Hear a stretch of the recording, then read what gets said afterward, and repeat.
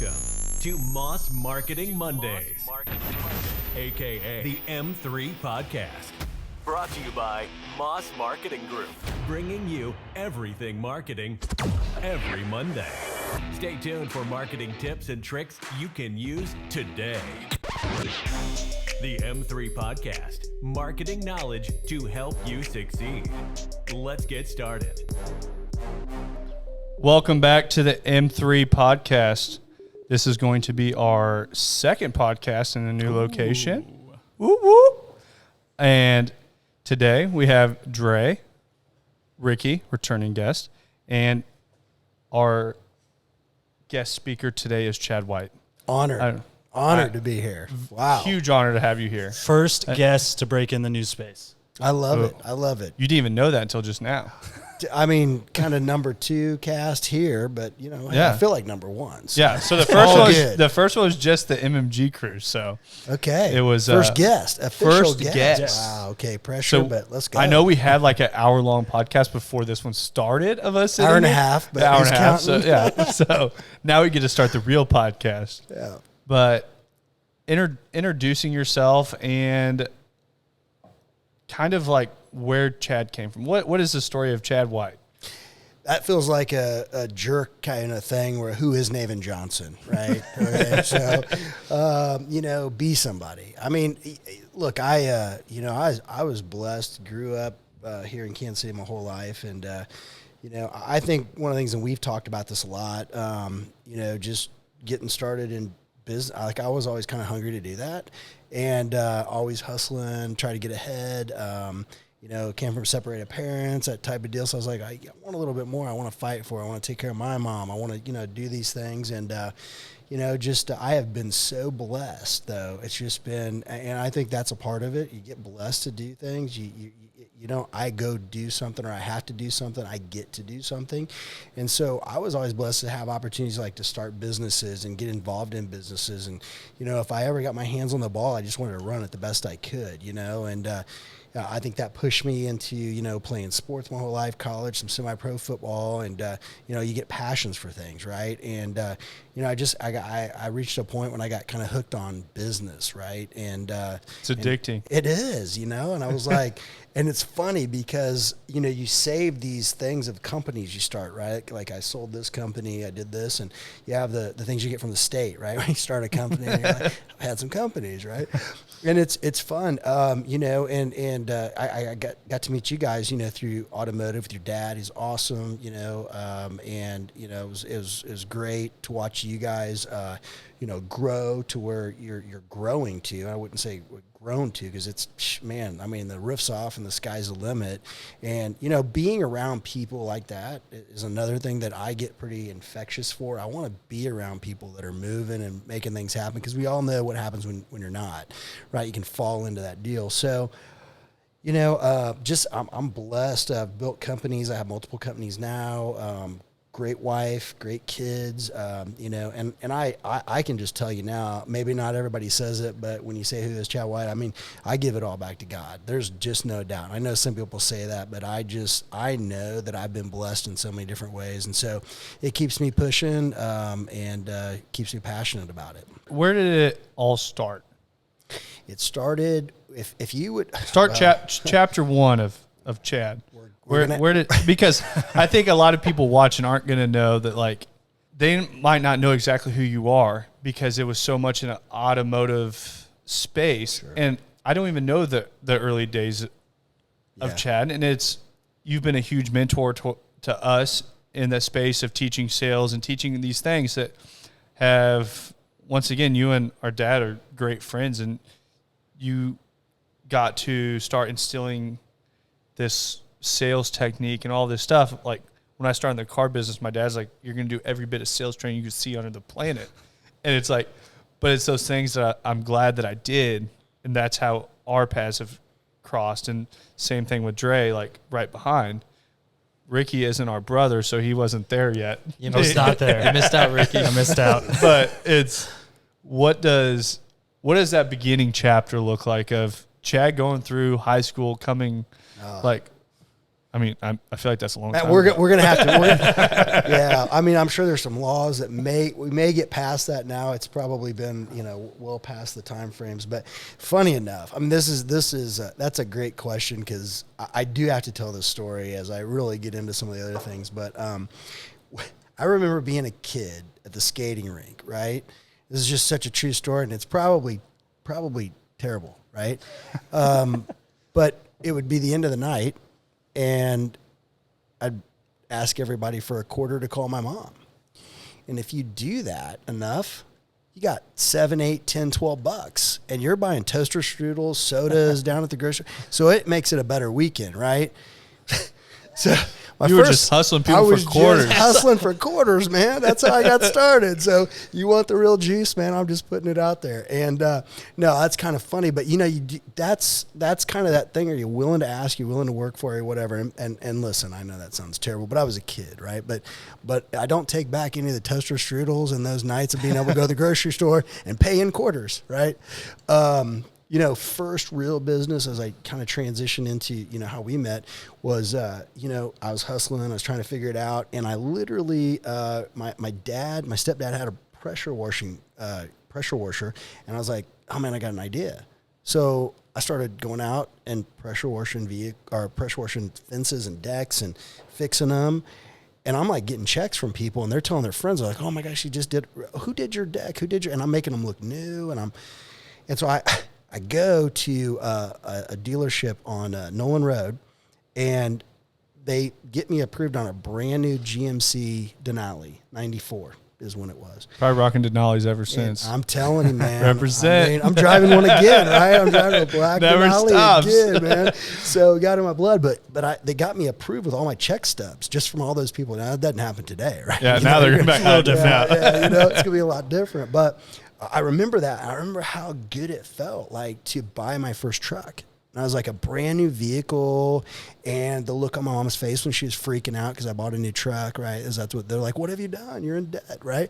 I'm like, I got this. I'm washing decks. I'm, the whole deal. But that's where it kind of started, from an entrepreneurial side. And what's funny is was like doing that. I'm making really good money. And then, how it always works is, somebody says, hey, you ought to try selling cars. So I think that's how every story starts. Anytime somebody can sell anything, they're like, hey, you should sell some cars. Like, so, everyone on this couch has sold cars. And so when you first hear that, you're like, I'm not selling. I don't know anything about selling cars. What are you talking That's about? everyone's second answer. Yeah, right. I don't know anything about cars. That's how it works. Yeah, I actually don't know anything about cars. Well, it doesn't matter. Yeah, right. You turn the key on, right? You drive them. I'm good. But so yeah, I got my first car, job selling cars, and man, this is the truth. And I've told this story in classrooms teaching for over 20 years formally. Like, man, I literally 6 months into it, I was addicted, and the joke I always tell is like, at that point I knew everything, right? I was ready to run the dealership. I've sold cars for 6 months. I got this. It's normally that there's like a 90-day period that we both hit it, like 90 days of me selling cars. I'm like, no one on this planet can sell a car like I can. I'm the I best. got this handled, and then nobody knew everything, and then you like drop off the map, and you're like, I suck at this. And my process isn't working right now. I know, and that's the truth, and so I want to get in the F&I office and caught a guy one day. I was like, hey man, how do I get in there? He's like, your dealer's got to send you. I'll write a check. And he didn't think I would. He told me the amount I paid for my first F&I school. So I did that. I went and got my first F&I job, and not to take you through the years of the process, but I was really blessed to get passionate about it early, and to know that like whatever you do, whether you're selling cars or whether you're doing finance or you get a management role or whatever it is, just be good at what you do. Like I always had that passion for any business I did. Got into doing that, and so next thing I knew, I'm like, man, I'm running a store. And, the dealer was getting ready to sell that dealership. It happens, right? And I was like, what am I going to do next? And my opportunities in the automotive were crazy because I met some young bond trading brothers out of Austin, Texas. They started lending money to dealers, right? Had a subprime bank, and they gave me an opportunity to do that. Was crushing it. But I think the other cool thing is like the people you meet. Like I met so many people during that time frame. And even when I went to do that it opened opportunity. I don't think people really realize how small the automotive space is, and just the years that we were in it. I mean, the connections we've made, and just in like, and I think so many people think it's just like a dealership space, but you meet people in the finance world that run and operate banks. Like Dre's like great friends with the main rep of all of Capital One Finance of the whole Midwestern United States. Like, it's all these connections that you start running into, and like we have connections at banks all over the place. Yeah. And it's like, well, still like they'll message me on Facebook, be like, "Hey, how you doing?" I'm like, "Great." They're like, "You decided to come back yet?" Yeah. That are like, "Hey, no, but if you're ever in town, I'd love to grab dinner or something." Yeah, it's hard to get away from it too. You can't get away from it. There's some facet, right? And had an opportunity to go and put the auto dealer space online with banks when everybody was faxing, and I was like, wow, that sounds like a great idea. Hey, you're showing your age, don't? I know it is, right? And when I say that in some right training, it outside was of like, the what bag are phone. what are fax machines? Right? They didn't have internet, right? Yeah. I'm not joking when I say that. Like, I was taking an AOL disc, You've Got Mail, and they had green screens, so they're bringing in laptops. I'm not even joking. I will That's where say your that dealer track came from. None of us have experienced that auto space. It was probably a little different. It was different. I was amazing. I was like a wizard back then. I could hit F11, their screen would get bigger, and they'd be like, wow, what is that? And I'm like, I know. I want to show you some more stuff, right? So, and from that, the next opportunity was working for the Van Tile Group. And I can tell you that getting to work for Cecil and Larry Van Tile, I think the greatest car guys ever, and work for their corporate office and have the opportunity to sit in front of them and listen to them and be mentored by them and visit and train and work in their stores, teach their #1 rated F&I school was a huge part of hitting this mountain or I was there. Youngest person in their corporate office. It was amazing. And then some shifts happened in life, man. And my wife was pregnant, and I decided I was gone every week, and Saturdays I was in with Van, and not that it wasn't amazing, years of doing that, awesome, would never take it back. But I had an opportunity to start, become a partner in an agency, and that was an opportunity to kind of just go out and do it for myself and gamble again back on that entrepreneurial spirit, and it's funny. Gambling on yourself. That's the best thing and the biggest thing that people, it's like the best to do it, and it's like the biggest thing for people to take that leap. And, I remember saying, well, it's going to be tough for you to go out. And I was like, I'm going. And I didn't look back, built a great training school, became the Auto Dealer Association's preferred training company in our state. And, just built what I wanted to build and did what I wanted to do. And, kind of just watched this pinnacle. And I built online training and built a huge platform. And now I sit with a company that, has bought it, and we're going through that transition process. And, the cool part for me is that I knew it was the right marketing approach. Like, you look at people like Grant Cardone, amazing. You look at, the Joe Verdes and some of these guys over time. Joe Verde, probably a lot of people don't know about now. Yeah, That was the training that I went through when I got in the car space. So it was like, when I now talk to people, and I was like, yeah, I went through all the Joe Verde training. They're like, who is Joe Verde? Yeah. I'm like, yeah. Great question. But I just saw him at NADA this year. And it was like, it was something in the automotive space. 99% of people outside of the space are going to have no earthly idea who that is. Yeah. The Grant Cardones of the world have went to training in like real estate, automotive, like anything that, like, if you're selling shoes, Grant can help you, like whatever it is, like 10Xing your life. Like, he has went towards a full till like 10X lifestyle, like anything that you're selling, he's helping. Joe Verde was 100% car sales. Like, there was nothing else that he trained. That was his training. I remember sitting in the back of the dealership before I was even allowed to sell cars, watching Joe Verde videos, and I'm like, wow, this is the worst video I've ever watched in my tapes? life. Yeah, it was awful. Right? Like, so they were tapes back then, right? Not that far back. Okay, DVDs. No, we had them on a computer system, but I think they're using the same video from the tape. Right. And I'm like watching this tape, and I'm like, or watching this video online, I'm like, oh my God. Like, and then you come home and tell me about it. I'm like, dude. And I'm like, you're up next, bud. Like, you're coming. Already got your login and password. Yep. Okay. You'll be starting just fine. There we go. And that's a gamble with it. So I looked at that. I knew it was the right thing to do because I had a huge passion for all these people over 20 years of these schools and formally training people. And so I would tell you this too, that one thing that hit me as a trainer or for anybody that mentors or works with people is like, I remember writing an article for Agent Entrepreneurs, a big magazine for, automotive space. And it was called Responsibilities of a Trainer. And I remember my daughter asking me, Ava's like, Dad, so do you train people so they can take care of their families like you do? And I was like my head exploded. 100%. I'm a pretty big guy. Yeah, right. I'm kind of a big deal here. But no, it was like, it made me look, I added that to the article because I was like, wait a minute, I have a bigger responsibility than just teaching them this and how to repeat this or whatever. Like if I fail them, they're going to fail their families. And I haven't given them this tool or done the best I could to help support them and their success. So, man, I remember from that point on, I started reapproaching training and stuff like that too. And so it was pretty amazing. So to be where I am today, I've been blessed. I love the space. Just spoke this year at the Agent Summit, and again, I have an opportunity to speak coming up. And, as long as you stay active in those communities and you have a passion for what you do and you're still, always got to have that hustle, right? It's not a one stream. You got to have multi streams of making things happen. And that allows you flexibility to continue to grow too. So I know Ricky, we've heard a lot from Ricky so far. But slow down, Ricky. Yeah. My bad, guys. Yeah. Normally, if it's the MMG one, he is like the question master. He's running the whole thing. So Ricky trains people online for fitness.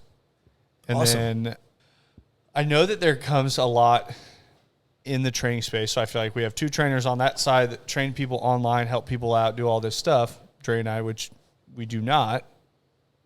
There's so much Either that comes. side. Yeah. Either side. Comes so much to accountability. yeah. And I know we were talking about this before the podcast even started, is that accountability side.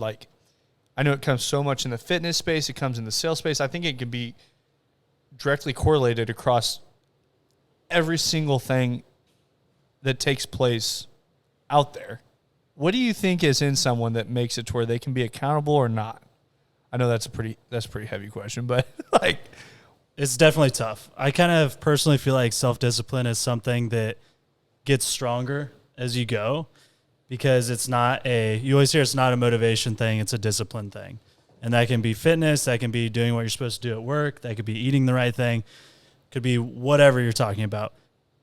Once you get in the habit of doing what's best for yourself in the long run and taking the discipline route rather than just doing whatever you feel like doing at the time, that applies to a lot of other things. And with accountability, if you have somebody that's going to check in with you at the end of the week or the end of the month or end of the day or whatever it is, I feel like that just kind of sits in the back of your head.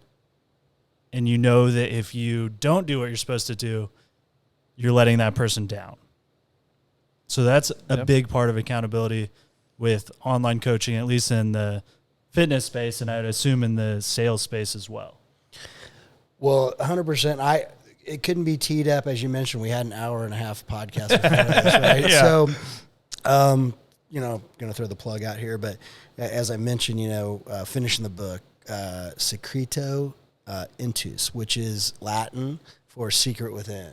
And I think that whether it is, and that's a part of it, it's about 4 components. It's the mind, the body, the spirit, and, oh yes, the money, because it's a part of it. No matter, how people, it's not all about, it's a part of it. And you can't look away from that. And if you look at these industries, you take health and wellness, you take so many different things, like people spend trillions of dollars every year, right? To get healthier, to get in the gym. January is loaded up with the gym. Hey, deliver my food to my house because I can't make it myself, or whatever it is, right?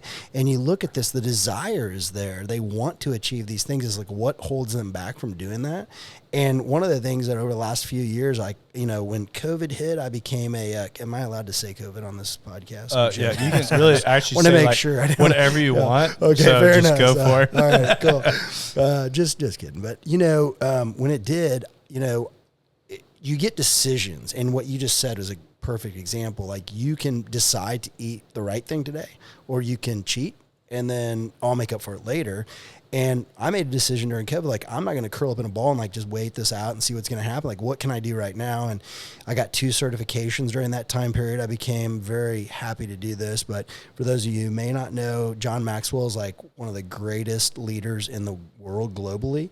Became a John Maxwell certified coach, speaker, and trainer. Even after years of teaching and coaching, I wanted to go through that process and obtain that because I felt his content and so many things really drew to me. And also, completed my DISC, which is behavioral. I became a DISC certified facilitator. What I found in both of those elements was leadership is something we do if we're a situational leader. We're really successful at that, but just being the boss isn't always going to get it done. And telling people how to do things in your way doesn't always communicate. I mean, it can communicate, but it doesn't connect. And so with the behavioral side of it, and in the book, and one of the things that's so funny you say is like, that there's a whole chapter on accountability, but there's also the chapters on like what made you the way you are today, what is, affected you in your life that kind of got that going on. Did something happen, whatever? Can you look at these things and realize sometimes those are motivators too? For instance, like if you take like a child's told, well, you got to quit eating that. You're going to get fat and you're going to whatever, and I'm on you and you're going to do this and all the time. And then they get to that point, they're like, I'm going to do whatever I want to do, right? And I'm going to do it to an extreme. Like, did that really help? Or do we understand how to connect to that person to like help them be motivated for what they want? Because maybe sometimes people get older and they're like, man, I got to get back in shape. And I can't catch this train. It's moving way too fast and I keep falling face forward on the tracks. And so I think that my whole goal with that book isn't to like create another goal setting book, we've had enough of those or whatever. It's really to help people. Like my whole goal is to use the training in the 7 layers of motivation that we all have, whether it's altruistic or economical or just whatever they are, power, whatever your motivators are, how they affect your behavior, and how those components together, coupled by no doubt accountability, can help people achieve anything they want to achieve. The book starts out with 2 definitions. The first one's knowing. We can know everything in the world. The second one's doing. If you're not willing to do it, it just doesn't matter. You probably deal with that all the time, right? That's huge. We talked on the phone for at least 15 minutes today about that one thing. Yeah, it's big. And it was so crazy when we were talking about, like, I know accountability is like such a huge part of everything, but then there's like knowing and doing. Like that's something like we talked about, didn't even think about. And the second he said that, it was like, when we talked on the phone, I was like, I wanted that on the podcast. And it's something that there's so many people that have ideas. They have like this or they have that, but there's like, I almost feel like sometimes there's 2 sets of people. There's knowers and there's doers. And if you're not willing to go out and do it, then you're never going to be anything. And I feel like there's so much of that like, you may know how to work out. You may know how, like, I know how to eat healthy. I don't do it. Like, it's not that complicated. I know. I'll admit it. I'm not like, that's when people are like, I can help you out with the eating plan. I'm like, no, I know how to do it. I just don't do it. Like, yeah. And it's like, there's certain things when it comes to just, you have to be a doer. And it's like, there's certain things I'm putting in place to get better at it. Like, but on my list of things of being a doer, I have a lot of things that are in front of it. I should probably put that a little higher, but a pizza does sound pretty good every once in a while. Sometimes I like to go to the place. El Lazarone's, right across the street. Trey's telling me on good pizza. I like to eat it more than say it, but hey, I love it. I don't know what it's called, but it's good. It's great. I think that is tied to it as well, because it's really, it kind of started out as like the balance chart, because I think that's important. I think sometimes, and you see this, I'm sure, in coaching and trying to help people, is like, you got to have some balance too. If you literally try to run someone into the wall or into the ground of just do this every day, like, we got to live a little bit too. So where do you find that balance between the two? Like, what are you willing, I always look at it as like, with those mind, body, spirit, and money, is like, you're going to have the negatives and the positives. Like, we have to find the balance in these things if you use money, like, the negatives are the debt, let's just say, and the positives is making money. So look, I'm going to go buy this because I want it. It's debt. But what have I done to like make 2 times that so that I can really enjoy it, right? So those are the accountability factors you take in. It's no different with eating. Like, hey, I'm going to have my free day. And it's going to get ugly. I'm going to be at L whatever it is over there eating everything. Now that right? I know it, but I just know it's a pizza place across the street. It's going to be good, We're going to have to plug them, maybe get some pizza. Right, Yeah. for sure, 100%. And if you're going to have your cheat day, you need to go over to El Lazarone's or whatever it is. I mean, I love it. So, so I think that is another factor to your point is like, where's the balance? Because how much do you want? Maybe I don't want to be a bodybuilder, but I want to be healthy and I want to be in shape and I want to be around for my kids' wedding. I've had this discussion a lot with Ricky where he's like, how much do you want out of fitness? I'm like, I want to be healthy, like where I can golf well, but I will never step on a stage. Like that's nowhere in like my desires. It's your balance. And I'm not saying it in a bad way. Like if people want to go out and do that, like great for them. Like they have reached top physical fitness. Like they are at the echelon of that spot. That's not something I'm ever going to have. I'm not, and I don't need that. Like, I am striving for a top echelon spot in business and something else. Like, I put my time at business. Like, there's some mornings I get up at 5 o'clock and instead of going to the gym, which that's what I should be doing, which I do a lot of times, sometimes I'm like, you know what, I'm going to go into work early today because I have a lot to do. Yep. So that gets put on a back burner. Or like, yesterday I go home at 8:45. I listen to an Ed Milet podcast the whole drive home. I want to finish it. I get home. I listen to it for another 30 minutes. My girlfriend's like trying to talk to me about her day. And I'm like, you know what? I just need to go finish this. I go sit upstairs. I finish it. I come down and work out clothes. I'm like, I'm heading to the gym. Like, that's what I needed at that point. Curveball. Didn't see that one coming. Normally don't go to the gym at like 9 o'clock at night, but it was just like. He's just saying that because you're listening. You know that, right? I know. He did. He planted it earlier. He said Went it to the earlier, gym so. and sat in the sauna. Yeah, so I dipped in on that earlier so they didn't think I was lying. But it's just like some of those things like, will I ever say that someone has their life, like their priorities correct or wrong? No. Everyone's priorities are different. Someone may like come from a family that's obese and their whole entire, them being in a physically fit state is way higher than them ever making money. So they may go to the gym 3 times a day and put that way above everything else. And like, is that wrong? No, not at all. Like there's not a right way, but that's where you're talking about those behaviors are so different across any person. There's that like fire that we were talking. I say fire like we talked about earlier, but it's like, that was before the podcast started. There's that fire that's inside of someone that's like, I think that was before the podcast started. I don't know. But it's like. It's a pre-podcast. That pre-podcast. That was a phone call like 3 days ago. Right. We do talk on the phone quite a bit, so it's like there's also a lot more in there. But I think that fire just drives like, there's some sort of driving force that in people, when you can figure out whatever that driving force is, I feel like you can unlock so much inside of people. 100%. I mean, balance, again, it like you said, it may not be this or that for someone, but if your mind and your spirit is good and you feel good and you're living your life the way you want to live it, I mean, that's what's important. Not everybody needs, I got this or I have that, but some people do. Like their motivator is an economic one, maybe, let's say, or whatever it is. But other people can be totally happy by the fact that, hey, I'm just happy because I have this and there's a roof over my head and my space is right? My mind is right. My spirit's right. I feel good and I'm connected with the people I want to be connected with.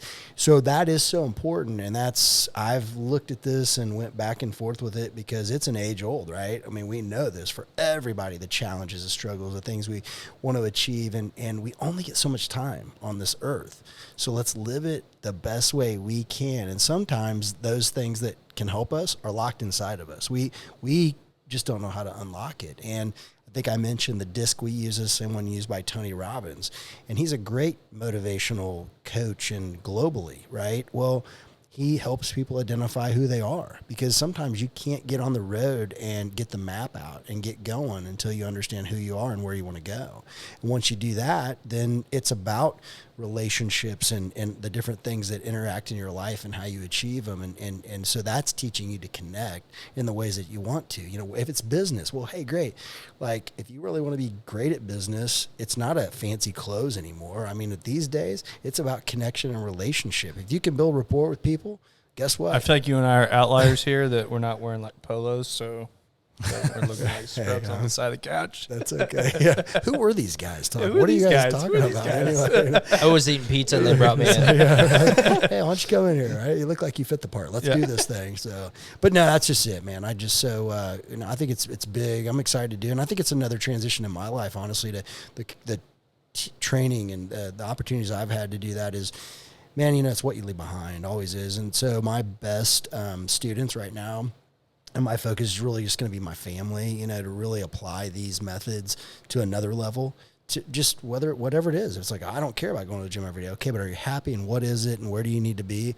I want them to have that as well. And so then I know that most of the time, if you do something really good and help others and they find it, one of the last chapters is help others find their secret, And so if you can do that where it starts to pay it forward, like, hey, I want to help you with something, like, let's talk about this, and I read this book, or whatever, and you help them unlock it right a little bit and go, man, that's kind of how I am. That's why I always have conflict with that person, or that's why I can't ever go do what I want to do. Like I talk about all the time, and the book even talks about, like, a lot of people say, I'm going to versus I'm doing.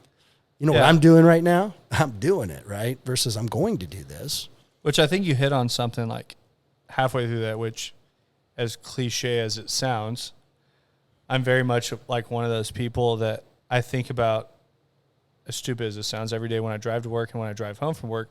I think about if I could get in a car wreck on my drive to work, or if I get in my car wreck on my way home from work and I'm gone, like, can I look back on the last 12 months and be happy with what I'm doing? Like, if somebody said that today's my last day, are you happy with where you're at? And I think it finally, like, I did the same thing when I was at the car dealership, and I did it every single day. And, like, I told myself every single day that I would not be. Like, and I'm not saying, like, that car wreck that's, like, an instantaneous, I'm out.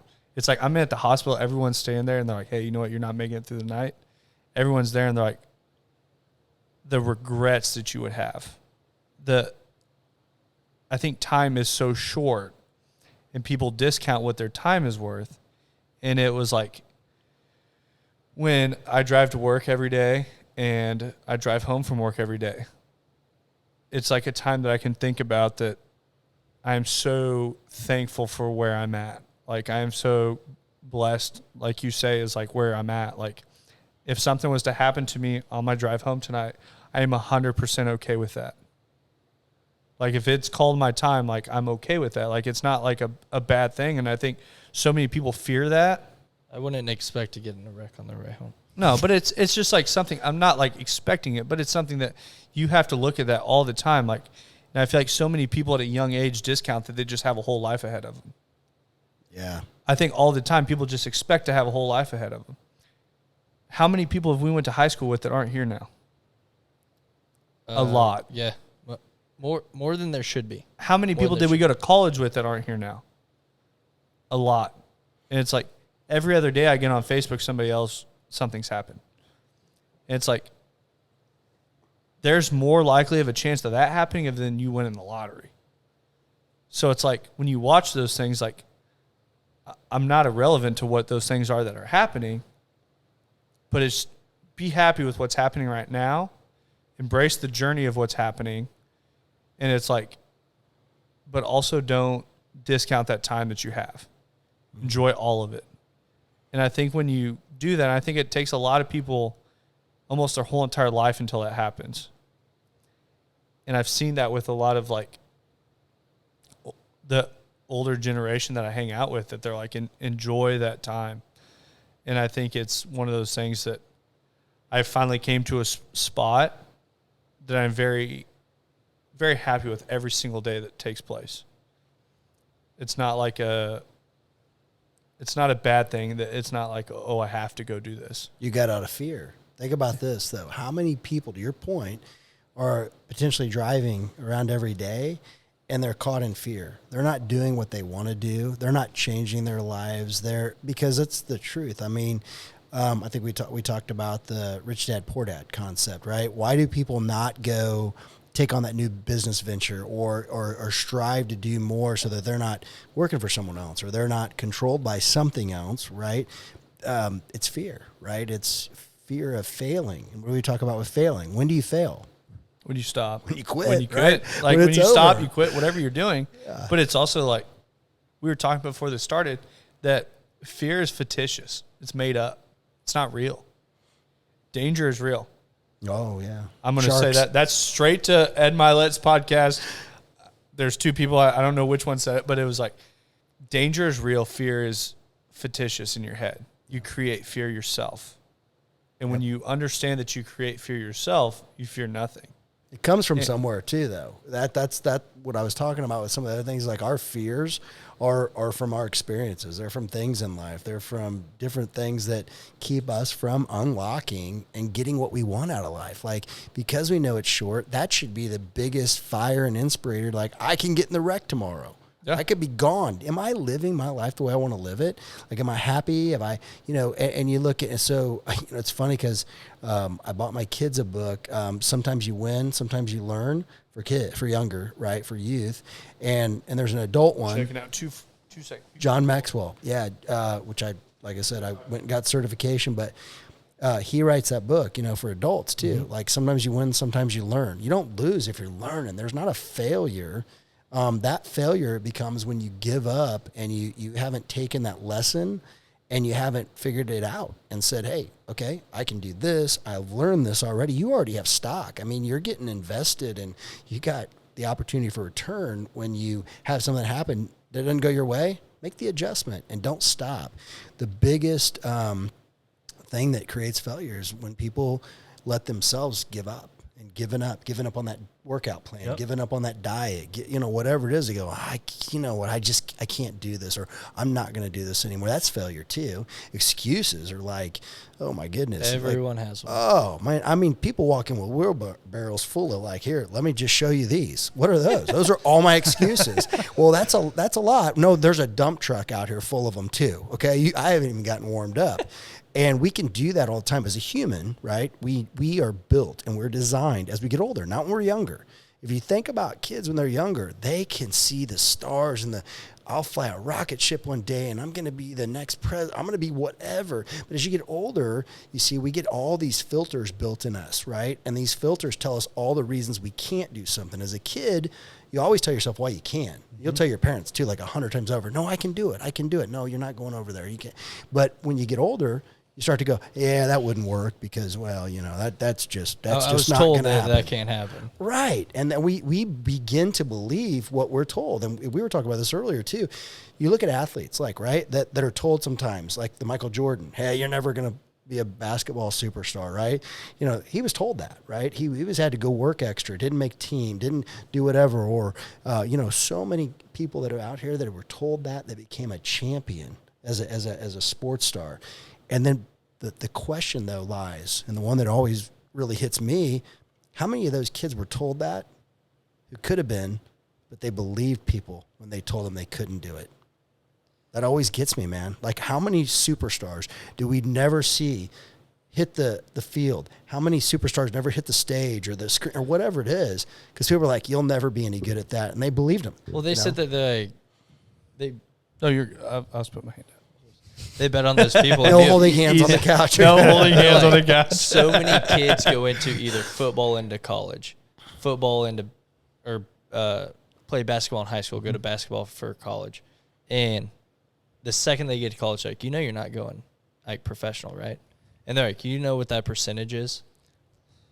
But we grew up in Kearney, and we had a lot of kids that it's like, there's been kids go to the NFL straight out of college and everything, got full rides and everything. It is possible. If you work hard enough, you can make it a reality. And that's why I think no matter what it is in the business, whether you're going for sports, training to become a professional bodybuilder, no matter what it is, everyone's going to tell you can't do it. And then I think the hardest part is once you reach the top, staying at the top. Because no matter what, someone's coming after your position. And no matter what it is. 100%. And that's, I think, a lot of when people tell you can't do something, it's because they can't. And I think a lot of people thrive off of they want everyone to fail. And we talk about this all the time. It's like, I want success for everyone. Like, if people want success, there's enough of it out there for everyone. Everyone that wants it, there's enough of it out there. Because there's plenty of people that don't. Exactly. There's people all along the way. You know how many people told us that, like, when we started a marketing company, it wasn't going to work? I mean, there's been a laundry list of them. I mean, I take whiteboards and write names all day long. They told us that we couldn't do it. You got to get a shirt with their names on the back. Yeah, like, of that shirt, like right? you Told guys, you so. you guys don't have marketing degrees. You guys haven't done this or that. Like, blah blah blah. And I mean, the reasonings. I mean, we could fill a whole nother whiteboard with reasonings of why we can't make it. You know that 97% of marketing companies don't make it 24 months. Like, every reason in the book of why we can't make it. And there's very few people there that'll go, congratulations, like, you guys got a bright future. And it's like, those are the people we now surround ourselves with, everyone that was rooting for us the entire time going, that's awesome what you guys are doing. And we get texts daily going, man, what you guys are doing, that's awesome. Like, if you ever want some other people around you, we'd love to join. But it's like that list is growing of, like, it's funny as after that success comes, that list of haters grows, but the list of people that also want you to succeed also grows. Absolutely. And it's like, we focus on that list of people that want us to succeed. And it's crazy on, like, what the podcast has turned into by itself, of how many people we talk to week over week. They're like, hey, I was listening to the podcast this week and you guys were talking about just going for it. And this week at work, I just went for it. I got a promotion. I got this. I got that. Like, I'm not holding back anymore. I'm not doing this. And it's like, if this whole podcast came out and it helped one person, then we met the goal of what we were going to do. Absolutely. You know, Like, that's an awesome point. Think about this too, what we talked about earlier about knowing and doing. Well, people can watch a podcast. They can hear, like, hey, you got to go after it. You got to do this. You got to do. But the doers, the doing part, like, even if that one person that goes, I'm going to get that promotion. I deserve it. I'm going to get it. I'm not waiting any longer, or I'm going to go change my health, or I'm going to, whatever it is.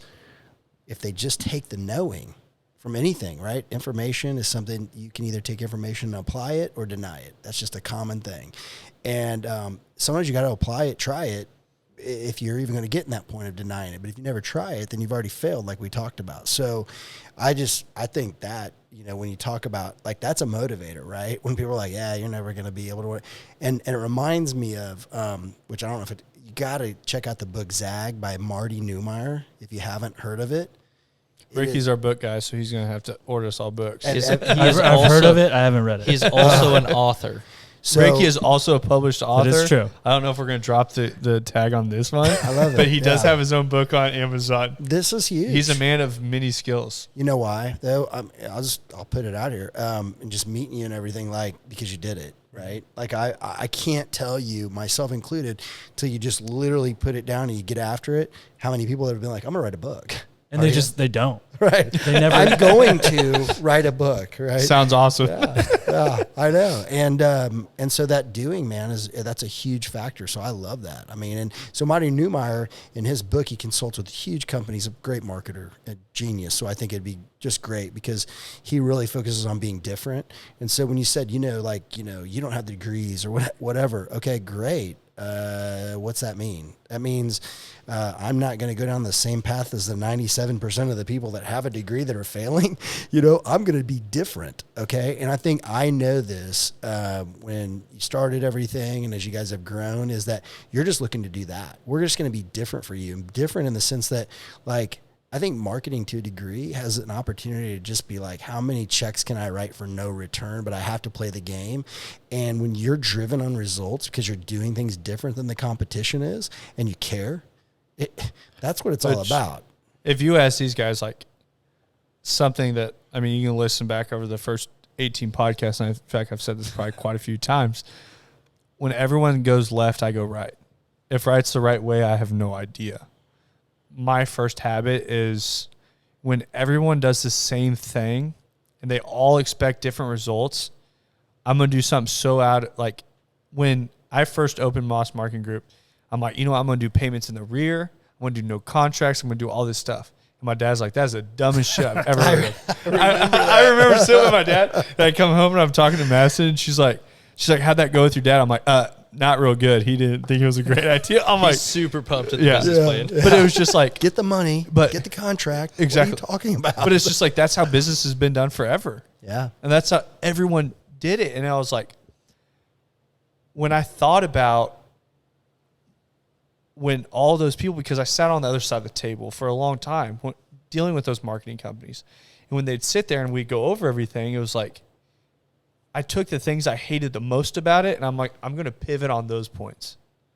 Yeah. So when I pivoted on those points, everyone, like, when we came out, and I'm like, doing everything completely different than everyone else, they thought we were crazy. And now we have marketing companies reaching out to us left and right, like, hey, what are you guys doing different? How are you guys getting so much traction?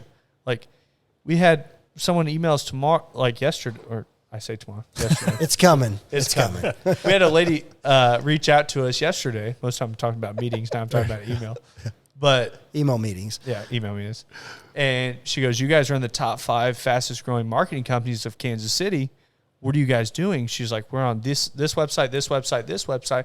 You guys are all popping up.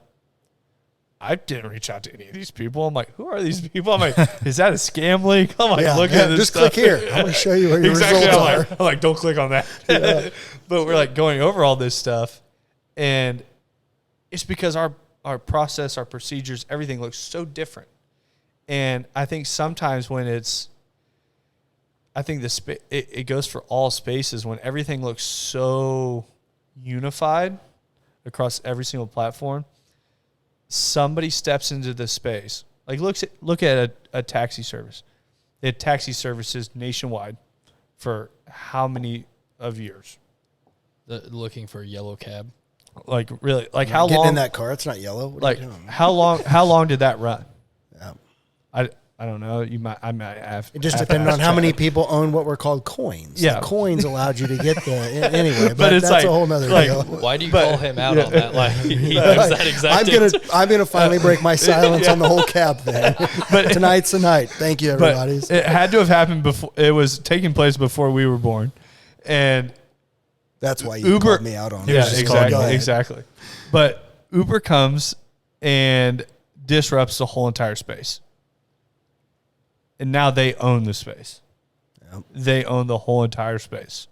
And Lyft wasn't afraid to try. And Honestly, so Lyft comes and they're competing too. But so now all of a sudden you had 100 people that were running one way. 98 of them went left. 2 of them went right. Guess what? Everyone knows 2 people's name. disruptors, man. And what you just said was like a tee up to that. So you said when they were all doing these things, I did it this way. Well, the book is funny because you're going to love this because that's his message. When everyone zigs, You zag. and it's zag. And it's great. I know it'll be, that's what I spoke on. I spoke on building a brand, in May about this, being a disruptor, right? Because people get filters. You go talk to a client, and I'm still doing pretty good, man. So, I don't know. You just throw it. Ricky's like, I don't know how to do this. Does it go to the brim? Pour it over. I was drinking water. But now Everyone, I'm just so that's you know, perfect. Ricky doesn't drink stuff. Yeah, I was drinking water, but they just put, so this ought to get interesting now. My doctor told me not to drink after the whole jail thing, but is a psychiatrist, but that's a whole nother deal. The padded room you were in. Second podcast. Yeah. So second, we've just blown this thing up. But that is when you talk about the filters that people put on, when you talked about everybody sees this, like everything just like it seems to be the same way. People do look for that different, but you have to be able to be the real disruptor, right? And everyone wants to bring the same message, like continuously walk in with the same thing because that's their lane. That's what they know. That's what they went to college, right? And got those degrees in marketing to go talk about. We have to talk about these. They taught the other 6,000 people the same thing. Which, it's like, I literally just thought of this right now when we were talking about this. The funny thing is that you look at, how long has Subway been around? I don't know that, but since you questioned me on the cab thing, they're like the number 1 franchise in the world. So there. wait, it's coming. I don't know So- why when Dane asked that, he looked directly. I did. Yeah, I was I like, know. I'm going to go study cabs now. There's something going on. sandwiches now, right? too. Yeah, no, Subway's But number it's- 1 franchise, right? But so you look at Subway, and their business model has been the same for ever. And then you have Jimmy John come in, disrupt the space. Disruptor. They say, Freaky hey, fast. They say, you know what? You don't get to pick what you're going to put on your sandwich. These are our, they have, I get the number 9, so I don't I really, do too, man. With the peppers, it's amazing. So it's like number 9. That's my favorite. I think it goes like 14, maybe 15. What? I think that's right. At Jimmy John's. You gotta get number 10, 100 Club. So you go, they have however many options, and you don't get to pick what you want on your sandwich. They become a billion-dollar, billion-dollar company. Then you have Firehouse come in. You know what? You're not picking what's on your sub. They're packed all the time. You have all these sandwich manufacturers, or I wouldn't call them manufacturers. I don't even know what they're called. Could be. Sandwich. Subway shops. Assembly Sub line. shop. I don't know what to call them, but they're like sandwich places Yeah. that you don't get to pick what you're getting, but there's a number 1 through 15 that duplicated Jimmy John's model. Yeah. That's great. That's true. Subway, 2 weeks ago, just came out that they're implicating the same model. Yeah. That no longer is it going to be a Chipotle style assembly line type deal, because they figured out that if you are going to own that delivery model, if you're going to own that space, you're going to have to do something different. And I feel like they're 3, 4, 5 years behind on it. Yeah, man. But they've I think they came to a spot that they're like, hey, we're either going to go under or we're going to figure some shit out. It's the ability to make an adjustment, though. And I think that's a tough thing sometimes for companies to do. They get so caught, right? They're like, no, this is what we do and how we do it. And sometimes it's good, sometimes it's bad, but I think that can cost you. And when you said Subway, since I'm the expert on subways and cabs now, Subways and cabs. If it's That's- yellow, that's you know. actually- right. That's actually why we had you on. Right. This is a yellow themed whole branding we're going to talk about, subways and cabs. But you know what else Subway did? It's funny, in the early on, they did something else. They appealed to attract the customer base by having the punch card. They were the first ones with that punch card. They don't have that anymore, but look what it did for their brand. I mean, you knew, man, after 11, the next one was free. So, you were going to get your card punched. I think they learned, though, I think for a while there, I feel like that was something that with these, big ass, billfolds that people used to carry that had, 45 cards in it and all this stuff, at that spot, that was a market. I still carry one of those. No. It was early on. It was That's early. That's Early why you adopter. forget your wallet everywhere. Right. Early adopter, right? Now we have a phone. Scan that. People have a phone, and I was at a place the other day, the lady didn't have a wallet or anything. I'm like, I still carry a wallet. I don't have that much in it, but it's getting more and more to a minimalistic. I think you have a Yeah. Brinks Digital. truck that follows you around now. That's why you're not carrying your wallet. Let's not. Yeah, all that thing's right, broke let's down not. everywhere, and it's never showing up. but it's one of those things that I think people are getting to where they carry less and less and less with them. Yep. And I wouldn't be surprised in 3 years if people didn't carry a wallet anymore. I don't think we're that far away from that spot. I will say I have forgot my wallet in my car going into the gas station, and you can just pay with your watch. Now That was you can pay with your something. watch. You can do all these things, which is weird. I I'm was working very on a new surprised. chip you can insert in your arm, I- and you can pay for everything with the chip. I Yes, that's gonna go, don't right think here. I know how Someone's gonna do it. you Trust say me. that, They're gonna be like- like, "I'll get one." jokingly, but think about if they could I get a doctor, I put something here, and I could literally click on my watch which card I wanted to use and just. I'm gonna go back to my faith a little bit. I think it is tied to the Bible and the mark of the beast, but that I'm just throwing that out there. Just read a little bit before you grab it. This seems so convenient, does it now? But realistically, on selling the population, convenience is what sells. It is. We sell social media management packages. And it's literally strictly on convenience. 100%. That's what we sell on is can they man that themselves? Yeah. When we go into the ad style packages, stuff like that with what we do, people don't know how to do that the way we do it. The social media management packages are a much more enticing price point, but it is strictly to a buyer that's I do this myself. I just don't really want to do it. And this price point is like, I'd just rather you guys do it, and I just don't have to mess with it. We were talking about the $300 kit you can get at Best Buy. Yeah. I'm a podcaster now. Look at me go.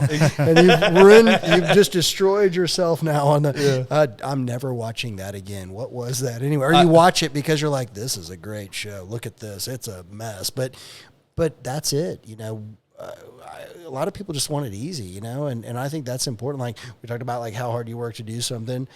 When we go to the lake, you know, it's a 3-hour drive for us, right? Well, I got a good friend. He retired down there. You know what? I pay him to open my boat and close it. And why that's important is because that gives me, I don't know how, a few more hours to get in early and a few more hours to stay on the water and not have to come in, clean, do all that stuff. Helps him, helps me. But I want the convenience of it, and I'm willing to do that. Could I get my kids and could we all? Yeah, but we might miss out on an hour and a half at least of our time out on the water and enjoying life and whatever, when that's the part of it. So you want it done right, there's no doubt, but convenience is so huge. As crazy as it sounds, I learned it on my yard.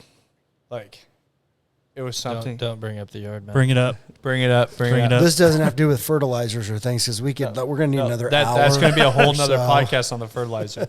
But I move into my house, and my whole life we grew up on 20 acres, and we mowed week over week over week. We mowed all 20 acres. And it had to look like a baseball field. Yeah. So and if it didn't, it got remowed after we just got done mowing it. So it was something Teaching like you right. we dealt with mowing our whole lives, and not a small amount of money. So I move into a new house and everything, and I'm like, I'm going to go buy a mower. I'm going to buy a weed eater, all this stuff. I'm going to mow my yard. Buys an electric push mower. Oh, man. That doesn't blow grass out to the side, just mulches. Just so you know, my dad talked me into that. I did not want a fucking electric push mower. That was, thank you, Dre, for bringing that up, but piss off. Replaced 2 damn batteries already. Yeah, so it didn't. Got 3 just on the front yard. The power bill's $380 just for that a month. Yeah, the electric thing, it turned into a full day on Sunday trying to mow the yard. I had to wait for the battery recharge. I did. I literally had to, I went and bought more batteries. It was the dumbest shit I've ever done in my life. So I'm like, this is terrible, blah, blah, blah. And I do it for 2-3 months after we move in. Probably about 3rd month, halfway through the month, I'm like mowing, and the neighbors are all having their yards mowed. Truck pulls up, dudes unload like crazy, start mowing the yards, and I'm like out there mowing. At this point, I'm working at the dealership 6 days a week. Only day I have off is Sunday. I am making plenty of money to pay someone to mow our yard. And I'm standing out there, and these guys are out mowing the yard. I'm like, I go over and grab one of them. I'm like, hey, how much you charge to mow my yard? He's like, $40. I'm like, my shit's all for sale next day. Yeah. I'm like, you want to finish this for me? I'm like, I will pay $40 to have my Sunday every day of the week. No, right after that, my girlfriend and I buy a house. Dane's like, would you He like sells it to you. He's like, great. I got him on the mower. He's like, would you like a move-in present? I'm like, what's that? He's like, I have a push mower and a weed eater. I'm like, well, I don't have anything. That's After sold 2 it. mows, I'm like, I love you, brother. selling it. No, but it was like one of those things that $40 for half of my Sunday at that point. Your entire Sunday. Which it was crazy because at that point I have a buddy that owns a car dealership too that is not open on Saturdays. This is like a whole nother story, but we go to the lake together all the time. We started going to the lake together. I was working at a dealership. I worked Saturdays. And I would be at the dealership. I would drive in Friday nights late, very late after we got done at the dealership. And then I would drive back to work Saturday morning. Then I'd drive back to lake Saturday night. And I was like, dude, you've just lost your fucking marbles if you're not open on Saturdays. I'm like, that's when we sell all of our cars, blah, blah, blah. And he's like, I don't care. I leave the dealership like a year later. We're sitting at the lake and everything. We're out on the boat and doing our thing. And the girls are out in the water floating on everything. And he looks at me. He goes, what would you have paid to be here on a Saturday when you're at the dealership? I'm like, I would have paid probably just about anything. Because that's exactly why I'm not at work on a Saturday. He goes, this here is worth way more than anything I can make at that dealership on a Saturday. He goes, it makes me enough to live Monday through Friday. And he goes, I don't need Saturday. And he goes, Saturday, I'm becoming greedy. And he's like, at that point, I sat there and I was like, because at this point, I was talking to him about extending Moss Marketing Group onto Saturdays.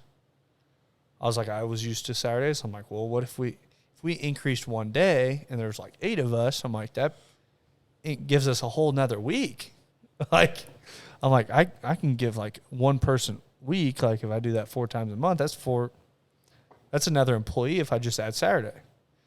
And he's like, don't you dare do that. That wasn't in the pitch. And it was funny because like I never really told anyone that, but he was the one that told me. He goes, don't ever take that to anyone. I mean, I've definitely worked a few Saturdays. I think we both have. Yeah, but it's more, that's like us being moving company and stuff like that, but different.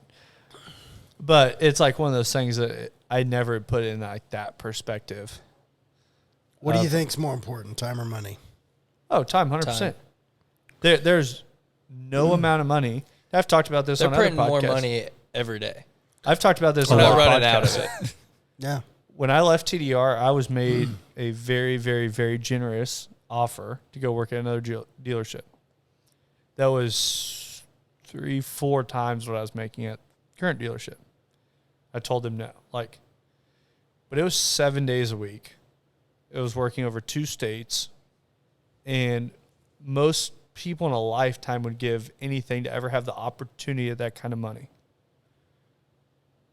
But if Warren Buffett went to his deathbed today, they said you can give up everything you have for 5 more years, do you think he would die or give up every single dollar he had? Well, it's probably hard to say with him. I mean, he got all that money for a reason. Like, keep him. I'm kidding. But the thing is, right. like, you're either dying tonight at 10. Yeah. 10 o'clock tonight, you're passing, or you can give up everything, every single thing you had in your life and live for another.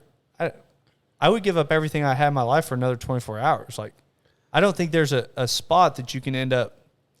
There's not an amount of time that you can put on a dollars and cents. So everyone says time. It's 100%, right?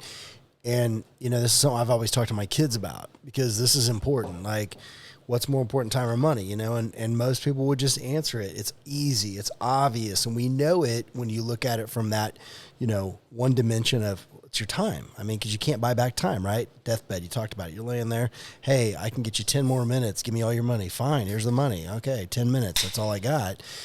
But when you look at that concept, you think about it, like the crazy part is we have to have money to buy time because that's the trap. It's a double-edged sword it comes like in that. I will say when you get into this like discussion, it's something I've talked to a lot of people about that I want to say it was Ed Milet that I was listening to when he talked about that. I mean, I don't even think I could quote it correctly right now about what he goes, do you think $1 million is a lot of money? And like, yeah, it's either him or Andy Elliott, one of the two. But he goes, been digging some Andy lately, man, to be honest with you. That dude is a fucking stud. I love. If I could ever have him one day on this podcast, I swear to God, I'll fly down there for him to be on. I got a connection who just had him at their event in Florida, so if I can hook it up, man, I definitely would. I'll be on. Yeah, Shallow pockets over here. By the way, gonna need to be there because I want to get in some of that fire, man. You can get on there too. That's gonna be like a 4-hour podcast, but I was listening to like something that they were doing, and he talks about. He goes, "Do you think $1 million is a lot of money?" And he goes, "Most everyone I sat with said yes." He goes, "So if I said I give you $1 million and you can't wake up tomorrow, would you take it?" He goes, "Everyone said no." He goes, "If I give you $1 million and you don't wake up next month, would you take it?" He's like, "No." "If I give you $1 million and you don't wake up next year, would you take it?" Like, "No." "If I give you $1 million and you don't wake up 5 years from now, would you take it?" He goes, "No one could ever put a time stamp on that $1 million." And he goes, when you start putting time with money, no one can correlate a set amount of time to money. And I thought that was something that was so crazy. Like, and I understand money can buy you time. We have to. Which it's something that like it gives you freedom. And I'm like the first one to always be on top of that. Is like, if you have money, you can buy yourself time, but it's also like, it's very hard to directly correlate. If you gave me $1 million and said, hey, you can do whatever you want for the next 5 years, but you die at 5 years, I'm like, I'm not taking it. So I've wrestled this, obviously, as you know, and talking to my kids. I feel like this is a very big gorilla to take on. It is a monster, man, but it's a great wrestling match for people to get this. Like, what are you willing to sacrifice now to get everything later? And you don't know what later is, and none of us do. It's a car wreck you talked about earlier, right? Like, am I happy? So what is that balance? How much do you need, and what's it going to take to get there? And I would love to say, hey, man, I just want to get this little room, and I'm going to set up a etch and sketch or paint or do whatever I want to do in there. I'm going to be happy. But we know that there's a bigger picture than that. So I try to tell my kids, like, hustle now, hustle young. If you're out there like, hey, you know, I kind of been thinking about starting this business, go start it. Like, fail if you quit, but don't quit and you won't fail. You think it through, and if you have a passion for it, you know, you might be $1 million barber. We talked about, yeah. Right? You know, it doesn't matter what you're doing. If you love it and you have a passion for it, quit doing what you're doing to just chase money. Make money come to you, and do that through doing what you love doing, and figure out what it's going to take, because I can tell you that, like, you know, and we talked about Grant Cardone. We're throwing these different names of people out there, but he'll just, I've, you know, it's whether you have somebody who's unhappy for this reason or unhappy for that reason, the happier of the two definitely had the money. And I guarantee they had to put some time in I will say to that get there. I used to always agree with that. And since I've started a company, I've been around more and more people. When I was in the car space, I did believe that. I did believe in the car space, the people with the most money were the most I don't mean because of the money. I just want to make sure. Yeah. I was just like, because of it. I started meeting people that had nothing. They were the happiest people I ever came across. But it was because the people that were around them. And I started getting this, I'll say myself 2 years ago and myself now are two completely different people. And it was like I started understanding of what taking care of those people around you, taking care of, like, being, I don't know, that different factor. And I'll say that there's a book out there on Damian West. He talks about the coffee bean. And the coffee bean, the whole story behind it is he was in jail. Like, that's a whole nother podcast in itself, but he was in jail. He meets a guy, Mr. Jackson, and this guy goes, do you want to be a carrot, egg, or a coffee bean? He goes, I had no idea what this guy was talking about.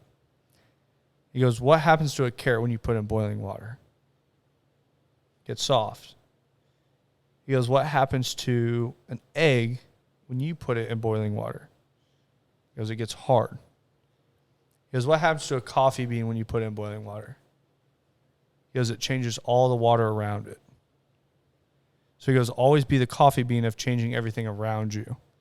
So I think when I started, like, realizing that it wasn't so much about what I was doing, but what it translated to everyone around me, the money became irrelevant. The money has came, and, like, 2 years ago, it was like I was as money hungry as anyone you ever saw. I am going to take on the world. I'm going to be the richest person on the planet. But it's also like when you start changing everyone's life around you, the money just comes as like a secondary thing. It becomes where it's not a driving factor, but it's there. And it's like, as I listened to that, it was something that was so real that it's, if you make 15 people's lives around you better that work with you, your life's going to be 15 times better than you've ever realized. And I think when you start focusing on everyone around you, everybody else, like we talk about this all the time, it's just good things happen to good people. And it's like, I think that's when the right things happen. Servant leadership. Yeah. I mean, truthfully, and, you know, and on that point, it's the two guys in this exact same dynamics, but the one guy, all I'm saying, is getting his truck towed out of his, driveway because he can't afford it, right? I will say that there's a that point, sucks. There's a point It where still it hits to sucks. like a not being able to make ends meet kind of deal. I mean I just wanted to just kind of, because you're right, and to your point, just driving home that servant leadership approach is so easy for people to talk about. Like, we want to be servant leaders, we want to be, we want to help mentor and grow and everything with people. Is like, sometimes they're words, and that value of what that return is, it is money. It's money in the heart, man. It's money in like how you're helping other people. You don't have to put it out there, and it doesn't have to be something you drive or something you wear, whatever. It's something you do. And it is so hard to give that way and not get something back. You can't help others and not feel like almost, man, I'm getting this return from this. And that is a special and a positive and powerful thing. Which there's like a lot of things that I think I watch people that do like community service, do like volunteer work, and they like strive for their marketing out of that. And I'm not going to fault them for like doing something for others, but it's like I don't see a marketing side of that. And like when we were in college, there's things that I did. Like, once again, I'm not going to push that as a marketing side. There's things that I did for others that it just felt right, like to do those things. Feel right as a person, do those things, help others. If you're always helping others, you're always doing those right things, and everything just comes back to you the way it's supposed to. And it's like, I feel like when the world happens in a mysterious way, and we talked about on the last podcast that our dad used to own 315 Delaware, and now we're sitting at 415 Delaware. That's crazy. We're sitting one block away from where we grew up our like whole lives. And I've been looking at space for 6 to 12 months. And the fact that we ended up this close on something that was like, and he sat on the second floor, we're on the second floor, like everything's just like, everything is so weird in how the world works. Yeah. Some things repeat themselves in a weird way. Exactly. Right? And it's just like doing those right things all the time, and it's not when people are watching, it's when people aren't watching. 100%. And it's like, people are only watching this much of the time. Yeah. If people are watching 5% of the time, what are you doing your 95% of the time? People are usually only watching on the pieces you want them to see. Yeah. I think that's what a lot of misconception is. You see that person's life that they want you to see. Like, you can see that Ricky, like at night, doesn't eat like I eat at night. Right. That shows now because he definitely looks a little different like that. Right. Ricky's getting the He work was in. pushing some brownies on me earlier. He's like, I know you're hungry. I was. There's brownies over there. I'm like, Ricky? They were keto friendly. Yeah. No, they weren't. They- They weren't. They were told made you by. that. They were With the made by cupcakes right next his, to it. I'm his like, girlfriend made them, so they were not keto friendly. Brownies have definitely sugar weren't. in them, but I'm giving them to you for free. Yeah. Okay, so they're sugar free. It's sweet and low. Yeah. I would say to that's so important. I think it's such a huge thing in this picture of what we talked about. I sold the shop that I had when my dad passed away. And, 40-year-old business, didn't plan on getting into the automotive repair side of the world, right? But didn't have a choice the way everything fell down, Dad gets cancer. Right after that, Mom gets Alzheimer's early onset. I got to take care of her in the home. I'm like looking at this whole thing, and one of the things that hit me to your point is when we went to my stepdad's funeral, like literally, we stayed there over an hour after it was set to close with people coming through. And I can just tell you that we never heard these stories. But when people said, my boyfriend was on drugs and he took my car apart in the garage, and your dad got the guys that came over, they towed it in, they fixed it, or the lady that said, hey, I just want to let you know that my mom's passed away, but I want you to understand that like every year, like you guys were so important to her, because at one point, she was like struggling to fix her car, and they told her, one of the guys that worked for him said, it's going to cost this much to fix. And she left crying. My dad said, what's going on? And they told him, he's like, go get her car. They fixed it. And she said every year she felt like she was part of your family. Every Christmas, you guys took care of her. But there was a ton of them, right? And they went on and on and on. But no one knew the stories because he didn't do it for someone to know about what he did. But that community and that place I didn't do anything special when I stepped in and kept a business going for 11 more years. He had already built it. The foundation, the roots, and the investment, he had already made it. So the return was going to be there. And that community was able to give back to take care of my mom for all those years, and the cost of Alzheimer's, and just it when you said, it's like, hey, it's just crazy how things work out. Well, it is. I think there's a bigger plan. I know there is. There's always a bigger plan. Right? I think the further I go into the world, and like our dad tells us all the time, he's like, you guys are just beginning, like embrace all of it. And it's like, I listened to like 4 podcasts yesterday, and Ed was talking about on his dad was an alcoholic, like had to go to AA, do like all these things. And he goes, he's passed. He goes, I go there, and he goes, he has hundreds of note cards sitting all around his kitchen. And he goes, and it's the anniversaries of every single person that he had helped in those times. And he goes, I didn't realize how many people he had helped. He goes, I looked at him as like an alcoholic, as an addict, as like these things. And he goes, I didn't look at him as this person that helped out hundreds of people. He goes, he called every single one of these people on these dates. And it's like when you start looking at those things, that there's people that have like so much to give to the world in these like other aspects that people don't view. And it's just like, it's kind of crazy, like when you look at it as a whole, and it's like gives me goosebumps when I think about it. I think some people get focused on money. Some people get focused on the wrong things. And I mean, it's very easy to get tied up in all those things. And sometimes you have to take a step back and say, hey, like, you have to help on these other aspects too. Like that same token, though, the other thing that Ed said in the same podcast. Shit, Ricky's talking. He's talking. Thunder and lightning, baby. Thunder and lightning. I like look at him every time, like, talk, Ricky. I'm ready for it. He always drops like crazy knowledge. It's called wisdom. I know Wisdom. he does. When you do have that big money, though, in quotes, you can help in different ways. Like the same deal, Ed's dad passed away, and his mom was left with the house that I think still had, say, through $600,000 or whatever. And she was worried about how she was going to pay for it, and he just wrote a check for it. That's part of the story I don't know. And that's the crazy thing is, like, you look at so many stories and you see 75% of it. That was through a couple podcasts that I was listening to, that he had like opened up a lot about things about his father that he didn't talk about a lot of times.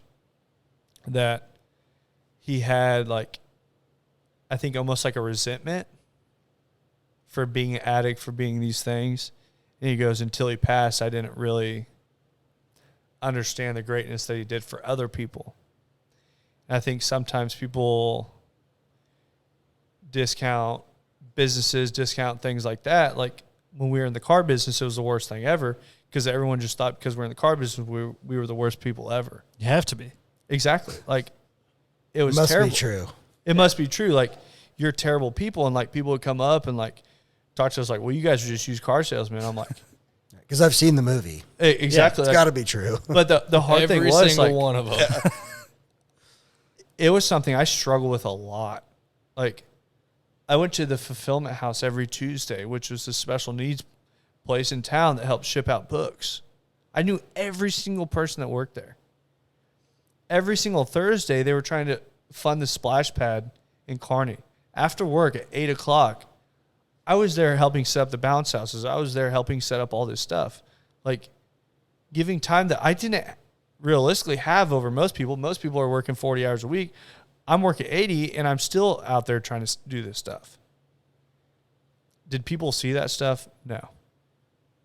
But it's like, I feel like those are the things that just, at some point in life, that'll come back around. Well, they do, because you give to get to give again. And when you live that way, it's a great return. There's not probably a better ROI, and when you talk about the money things, it's weird because my stepdad always said, he's like, hey, if money can fix your problems, you don't have any problems. And it ended up being so true for him, right? That is very Cancers and all, they face things that I couldn't fix. I couldn't fix with tools or my knowledge. They couldn't fix with money and doctors. So, that's that balance perspective I think that we all have to keep in life. Like, what do we sometimes get so focused on what we don't have, we forget to be thankful for what we do have.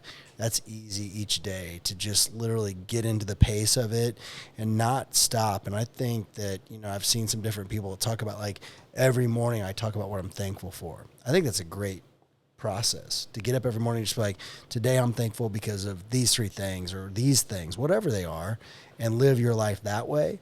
Because I think it's easy to get caught up in, like, man, I got to get my next, I can't wait till, and one day I'm going to have and what are you really searching for? And you're forgetting what you have, which, my deal is, like, my girlfriend tells me all the time, she's like, I don't know how the hell you're so positive every single morning, things like that. If I wake up at the lake, if I wake up at home, I wake up whatever, the first thing I do, like, every single morning I get out of bed, I am so thankful I woke up. I was given another opportunity. I was given another day. Like, if you wake up every morning, how many people in the world don't wake up? You woke up with the opportunity to have another day, to see light, to see the sun come up, to see all these things. It's like, be excited. You have a chance at every opportunity that you want. Go get it. Hey, you're one decision away from being a millionaire.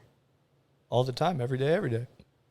It's all about the doing. Look, being a millionaire, is that really, like, the end goal? Like, I don't know. Is it 5 minutes or a we month? One decision. We were talking 5 about years. it before, that we know so many people that, like, my biggest fear of being a business owner and becoming very successful is being at the top with no one. Yeah, man. You know what? Leaders, it's not about the fact that you can climb the mountain. How many people can you bring with you? Exactly. And That's so true. I tell everyone all the time, like, I don't look at it as climbing a mountain, because someone can climb a mountain by themselves. If you look at my arm, it has a ship, it has all this stuff. A ship is manned by many people. Like, what we do is a full group. With where I'm going is a full group. I am not going anywhere by myself.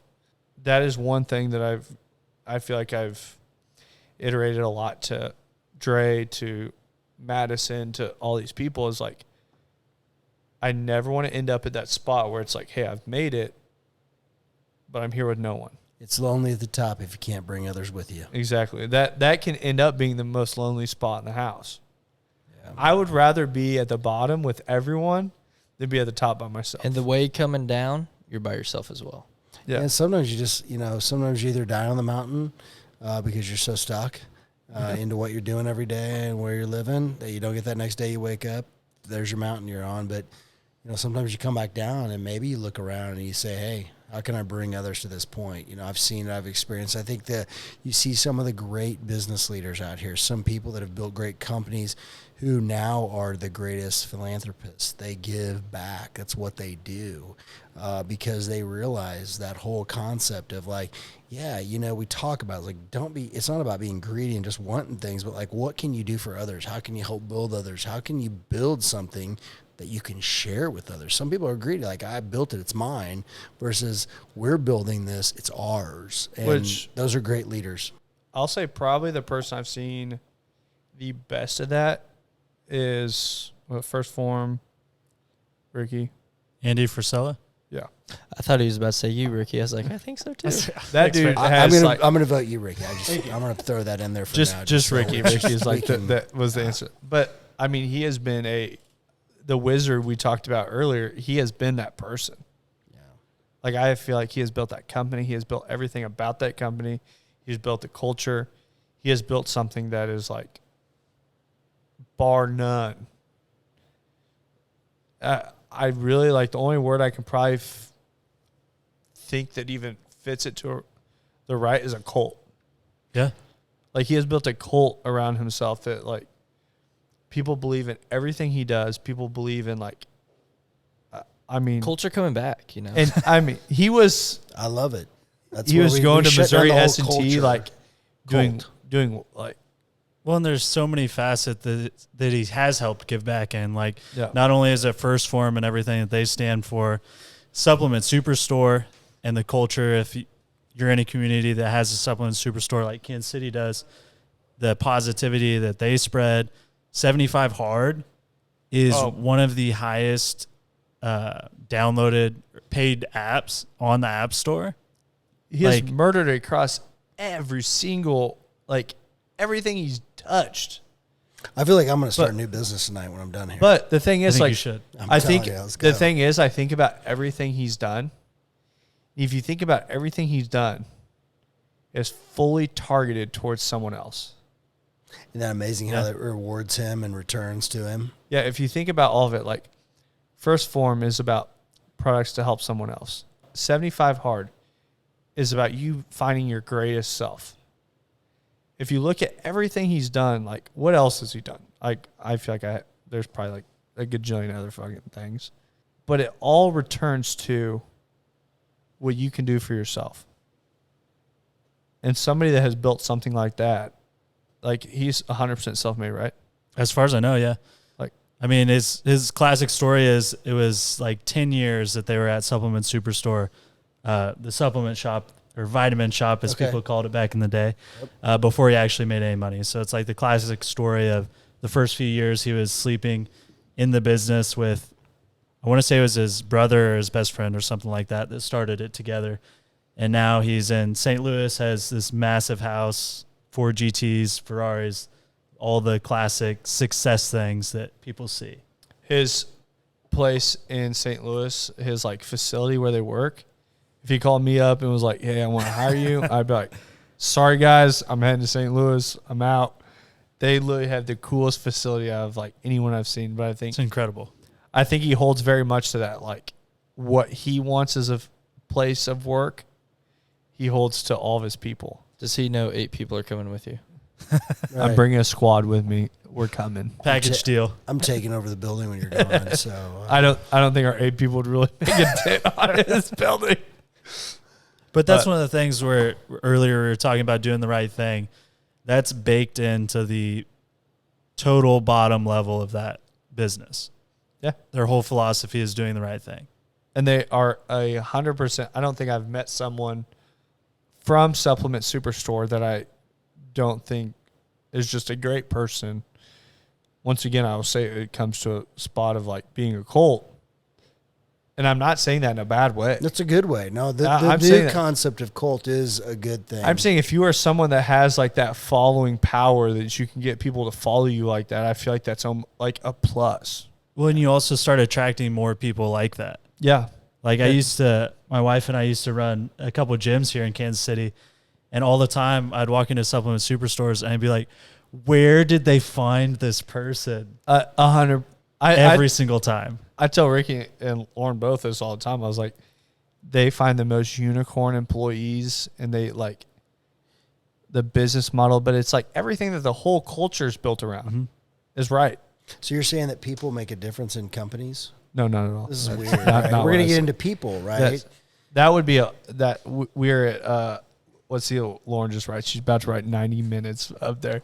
Oh, my God. So we're probably about to have to sum this up. 3 hours and 27 seconds.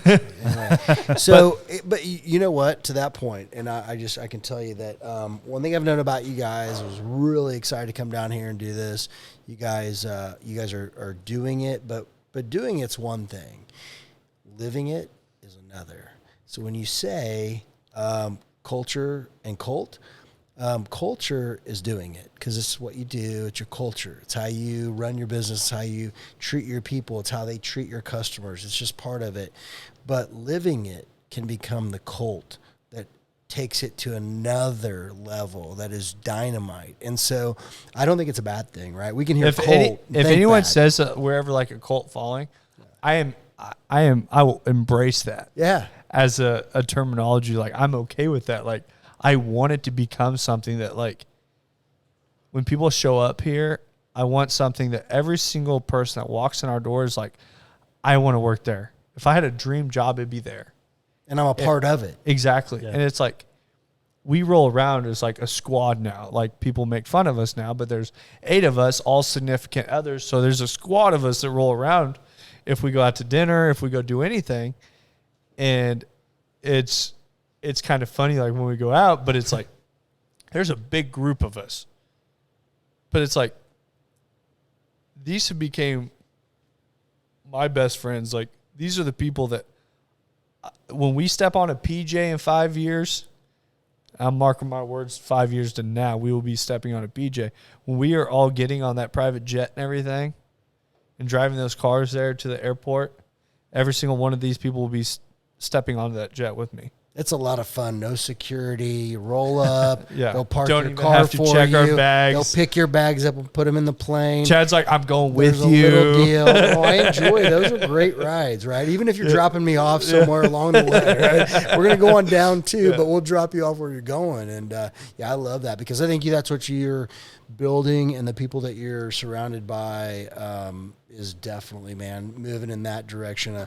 A culture is what you want to be a part of, and again, like that cult is what you have to be a part of. Like, I have to be a part of this company. I have to be, it's in my DNA. I'm like, this is what I want to do and what I want to help build, and they're helping grow the next person who helps grow the next person, who then that replicates, and that just becomes transparent to your customers, and your customers go, like you're talking about, with somebody's, I want to do business with them.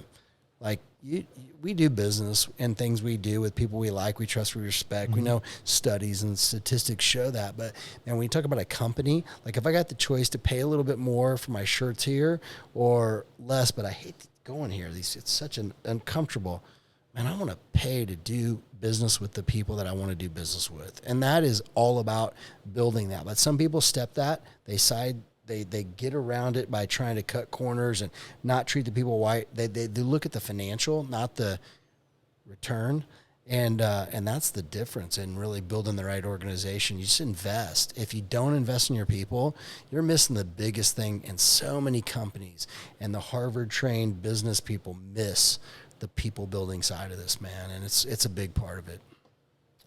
So I think that Lauren's over there waving us down over there. That she's saying, "Hey, you guys are going to go for." I haven't seen her move in an hour and a half. You guys are going to go for 2.5 hours. Love it. I think the real thing is she has to pee, but she's stuck behind all the Stuck cameras. behind all the cameras, so she's like, I can't pee. It's been great and fun, like, man. I've enjoyed this. But, I mean, I have had a phenomenal time. I thoroughly enjoy you, Chad, and like everyone else here. I mean, this is going to be something we're going to have another podcast for sure.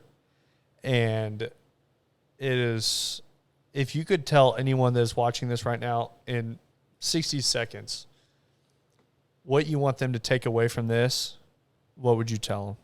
Yeah, super simple, because I think most people would probably throughout, if you watch the whole cast, if you can stay awake that late or whatever, right, or how long it is. No, but truthfully is, we all do know that doing is a big part of it, and we all have something that we want, and we all have so much.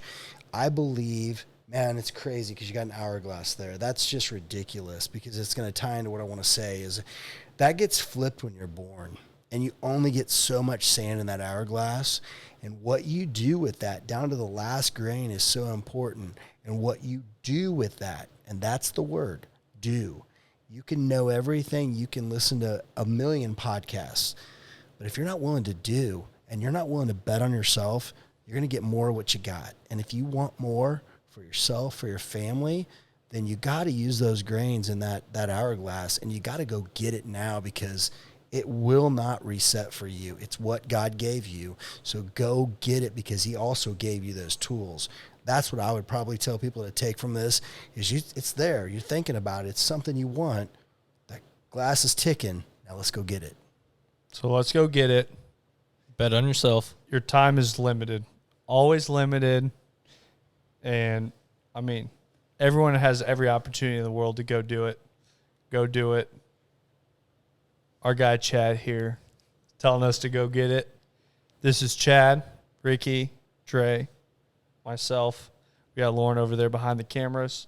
And normally this is Key Ricky. But, I mean, this is the M3 podcast, so we're going to have to key Dalton tonight. So hit it, Dalton. Thanks for listening to the M3 Podcast. Be sure to subscribe so you don't miss the next episode. Want to learn more? Check us out on Instagram at Moss Marketing Group, on Facebook at Moss Marketing 58, or on our website at mossmarketinggroup.com.